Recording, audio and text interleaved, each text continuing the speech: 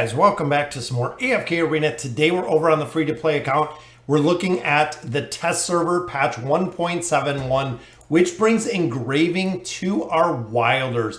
That is right, guys. The second strongest faction in the game is getting engraving very soon. So I'm going to run through the skills and abilities that they're going to be gaining. Now remember, for the Celestial Hypogean Dimensional heroes, they can go to level 100. All of the core 4 factions can only go to 80. So we're just going to go through the heroes right here just in order and looking because they are picking up this 4 skill. And I haven't looked at any of them. I haven't really reviewed any of them, but I want to see exactly what the impact is because we know that a lot of heroes, this will have a really big impact on. Some of the heroes doesn't really have that much of an impact depending on how they build out these 4 skills. So looking at Nomura, she is the first one. So health regeneration is going from 20% to 30%. That really doesn't make that much of a big game-changing difference for Nomura. Big thing with Nomura is her health or her ability to heal is based on her attack rating. She doesn't have very high attack rating. So when it comes to a lot of her skills or abilities, she's not super effective. Short of the 9 of 9 furniture with the Beguile, this is why people build her, is this 9 of 9 furniture ability. But ultimately, short of the crowd control she offers, doesn't make a big difference. Allied heroes now additionally recover 100 energy points immediately. That could be very strong. So the Life Force ability gradually heals the weakest of the team members for 30% health. Then you can see here it gives a little bit of energy right there. But allied heroes now additionally recovers 100 energy points immediately. So I'm not sure if that is going to be the weakest. That is how I am taking it. So, but it says allied hero. So I'm assuming the allied hero is the weakest member. So not too bad there with a energy recovery. If you could speed up her cycle of her skills and abilities to allow this to affect multiple heroes, it might make be a game changer. But ultimately, she needs a little bit of a rework when it comes to the healing ability. Same with the signature item. Even here, so it's based on attack rating. Again, her plus 20 is based on attack rating. Plus 30 is based on attack rating. Not sure this engraving system is going to give her high enough attack rating to really make a difference, which we'll definitely have to see. Looking at Kaz. In my opinion, Kaz is one hero that is very underrated. Just because of the ability she possesses. Kaz is able to dodge enemy attacks once every 10 seconds. Level 4 is every 6 seconds, guys. So that is kind of a big game changer with her dodge ability because remember, combined with furniture signature item, she also does have the ability to dodge magical attacks, which is the only hero in the game that can dodge magical attacks. I'm pretty sure that is still the case. But also with the dart or this ability doing every 6 seconds, it's going to make a difference for her. And then this one, guys, each time Kaz successfully dodges an attack or evasive strike is triggered, she receives an additional 10 dodge points for 6 seconds, which can stack up to a total of 5. So that is another 50 dodge on top of the dodge that she already has, which is kind of crazy, guys. And for the short term, she can really make a difference out of this. Because the big thing here, of course, with the plus 20, plus 30 signature item is she can dodge magical attacks, reaching up to a maximum of 50% dodge for magic attacks. So that can really be a game changer. Even though I know it is very RNG, that can be a game changer. And also coupling with the engraving, remember, they're going to get a lot more stats, guys. This is the 80-80 detail, so this is completely maxed out. She's getting haste, but look at that, 44.34 dodge, a truckload of attack and everything else. Plus she picks up both of those abilities, which we see there with those level 4 abilities. Bring us to Leica. Leica, her engraving is going to be a game changer because of this ability, guys. So instead of getting haste for 8 seconds, you are going to get haste for 10 seconds. I was going through the heroes in my mind and thinking what heroes had these bottom 2 abilities that are going to be affected. This is going to be one that is going to be big to get her to that plus 30, guys. Haste, as we know, is the most powerful attribute in AFK Arena. It allows you to cycle through your skills and abilities much faster. Ultimate ability, energy regeneration, much faster. Now they're adding 2 more seconds of 35 haste, which is pretty powerful. Then of course, guys, this is the other one. So critical block rating reduced by 20%. So getting her to a plus 60. Look at what she does. Dealing damage to an enemy, defense is reduced by 15, or as you see here, 25%. Crit block rating drops by 20% for 5 seconds. This ability cannot be stacked. So you're having a massive defense rating reduction, crit block rating reduction. Then of course with the furniture, guys, every normal attack targets the nearest enemy 2 times. So you can actually trigger this multiple times, which is what makes her really broken when it comes to that 9 of 9 furniture. So I am super excited about this to go ahead and have a 20% reduction from a 12% reduction. That's a big difference with the crit block rating. Tassie's another hero. She falls in the S plus category. So now, guys, the banishment steals 55% of the target's attack rating instead of 40%. Big difference for those 6 seconds, guys. This is going to make Tassie do more damage. I can see if they add engraving into the campaign Wilders, this is going to be broken, stealing 55% of the target's attack rating. The big thing with this is similar to Damon, similar to Thorin, similar to other heroes, is the 55% of attack rating. The stronger the enemy gets, she still gets 55% of that. It isn't capped. It isn't increasing her attack rating by 55%. It is stealing what the enemy possesses, which is really strong.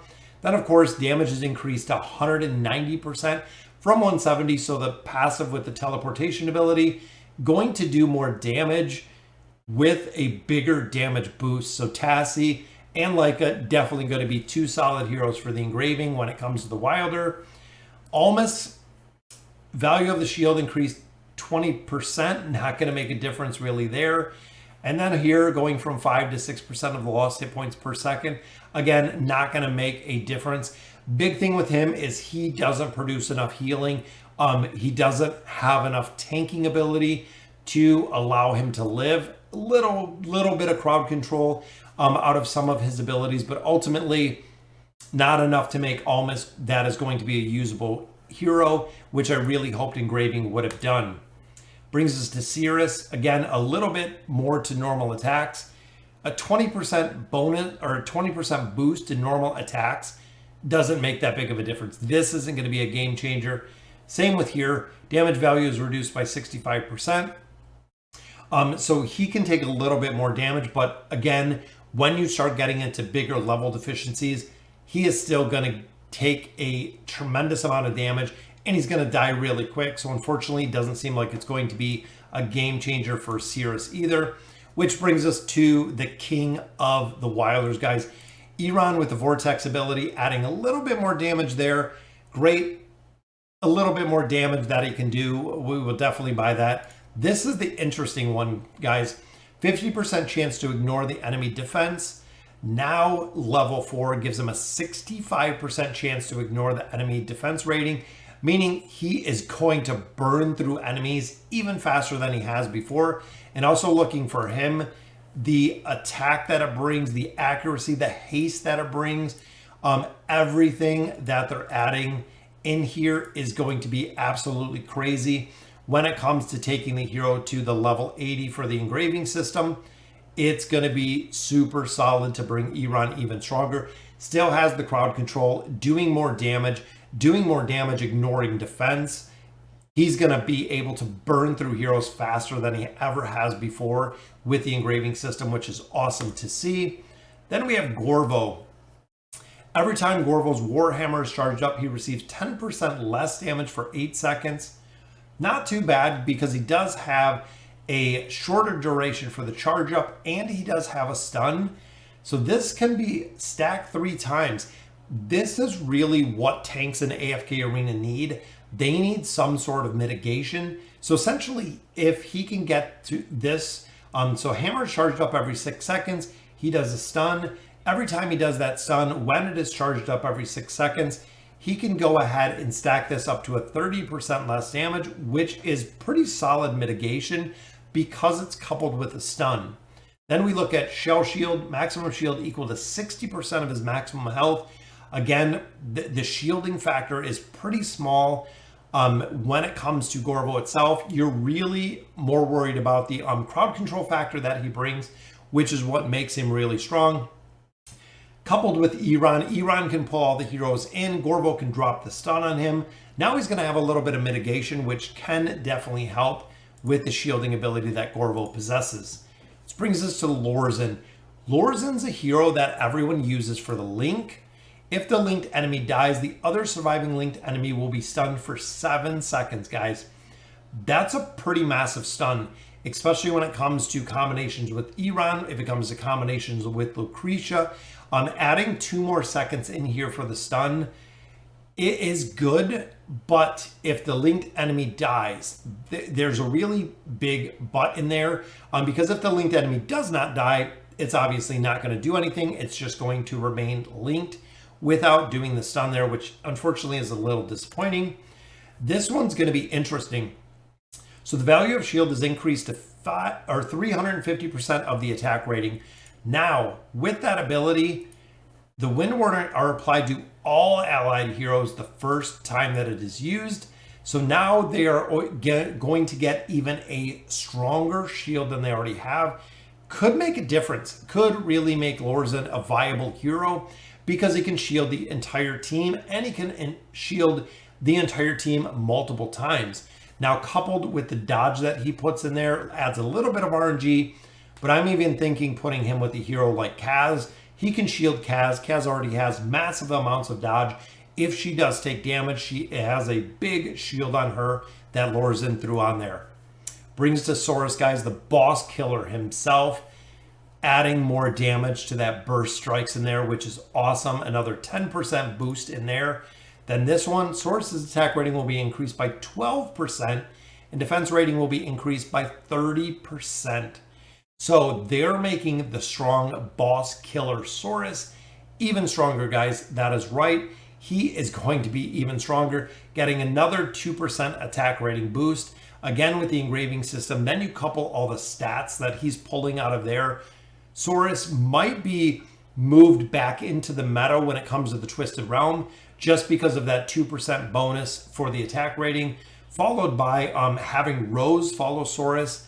Might make a big difference in there. We're going to have to see exactly how this is going to change the Twisted Realm. And we know a lot of the heroes getting the engraving system, it is going to change them, guys. It absolutely is going to change some of the metas. It's going to change some of the Twisted Realm comps, depending on, again, the skills and abilities that they're pulling out of their 4 slots. Bring us to Solus. She is a hero that needs the Floral Spectre really to survive. Inflict damage equal to 110% of Solus' attack rating. This doesn't address the issue that we find with her, which is the Floral Spectre dying far too quick. If they would have increased or shielded the Floral Spectre, it would have made a better impression on me. Ultimately, it dies too fast, and that is the disappointing part with Solus and why most players don't use her. This one, the two most injured allies receive the Blessings effect, which again isn't enough to really make a difference. I mean, allied using this blessing will receive 25% less damage. So now 2 heroes can have 25% less damage. Ultimately, the damage, again, when you start getting into level deficiencies, it's more about the crowd control than it is about the damage, which is interesting because she is a control hero. But again, with the Floral Spectre dying as fast as it does, there is not much viability for Solus being used in the campaign. Pippa, I am going to love, guys. Pippa, very cool. Chance to fail a spell is reduced to 10%, which is awesome, from a 25%. That is a massive reduction, guys. A 15% reduction for the spell to fail. I love it. Pippa, plus 30 with the engraving is going to be awesome on there. And then this is the other one. Any enemies within range are stunned for 5 seconds. They're extending the stun. They're extending the crowd control ability that Pippa has. Plus 60 for the engraving. Definitely going to be a big game changer. I know 1 second doesn't seem like a lot, but when this happens multiple times with the astral shift, it stuns over and over and over. And it is any enemy within range, guys. So if you're dropping this into a group of enemies, you're going to have multiple enemies within the range stunned, which is very powerful for a full 5 seconds. Respin, he's a hero that kind of took a backseat once Raku came out, but here adding 10% damage doesn't really make that big of a difference.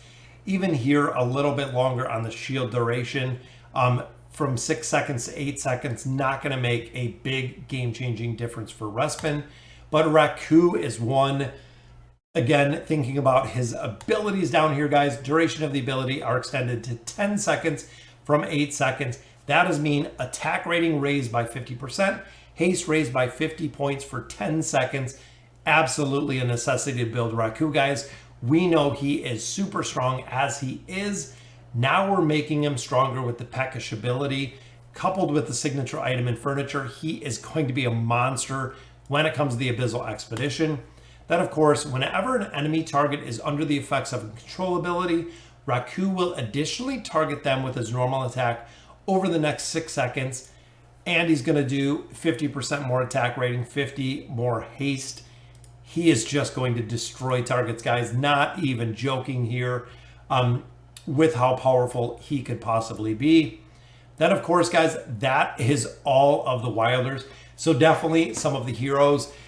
Prioritizing them, I would probably go with Raku first. We know how strong he is, Raku. Then I'd probably go with Iran. Then I would look at Leica or Tassi. Out of the Wilders, guys, it is going to be a game changer with how strong these heroes are getting. Really hoping that Lilith still addresses the issue that we have with the engraving mats.